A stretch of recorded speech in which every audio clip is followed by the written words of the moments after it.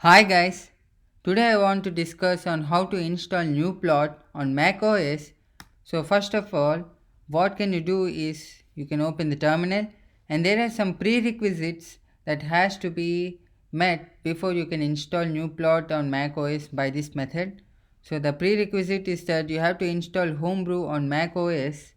So using this command, you user slash bin slash ruby and curl http github user content.com homebrew install. So when you copy paste this and type on the terminal, you will be able to install Homebrew on Mac OS. So let's see how Homebrew can be installed.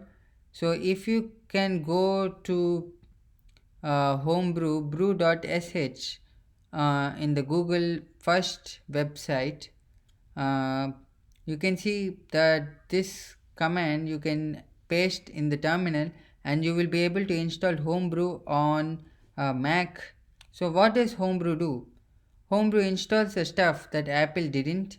So if there is some software or something, you can install very easily with Homebrew.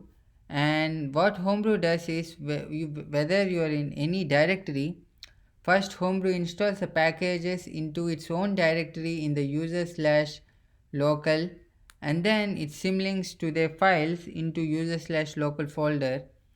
So that's how Homebrew is very helpful for us. And Homebrew, it's all Git and Ruby underneath, so it's very easy to make modifications and merge upstream updates.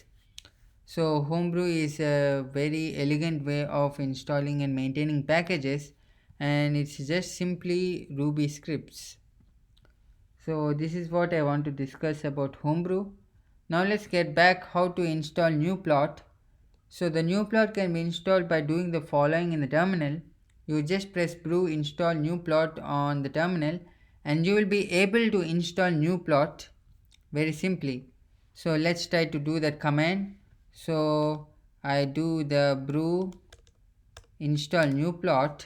So there are two things that will happen. First it will download the tar file and next it will start to extract the tar file, and later the GNUPLOT has been installed to user slash local folder. So you can see that Homebrew actually symlinks all the GNUPLOT folders in all the GNUPLOT content and flow folders into this user slash local folder.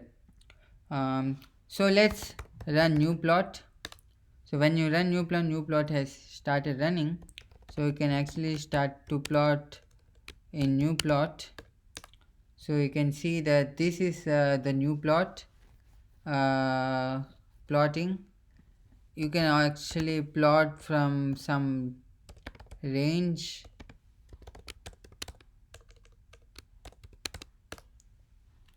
Oh, my bad. So it's from -5 to 5. You can see that the sin x has been plotted, or otherwise you can plot sin 2 times x, or you can plot sin x into x, that is sin x square. So that's the thing. You can plot sin x cube, or you can plot sin x to the power 4. So let's say if you have the sin x square, and if you want to take this legend down to here, so you can do set key at, so let's say you want to put this at 0 and then minus 0.5. So you have to set the 0 in between of this one. So you have to go by imagination, you can go like minus 0.4 on this side.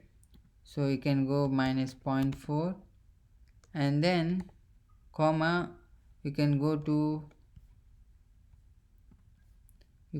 minus 0.5 on this side, and then you plot the thing. So you can say the sin x square legend has been plotted here, or you can try to put it like this and plot it, or let's try 0 and then plot it, or let's try 0.2 and then plot it. So you can see that the plot is changing gradually. So this is how you plot GNUPLOT, and there are many useful commands in GNUPLOT which I will discuss in the later videos. Thank you very much for watching this video. If you like this video, please click the thumbs up button down and subscribe to our channel. Thank you very much.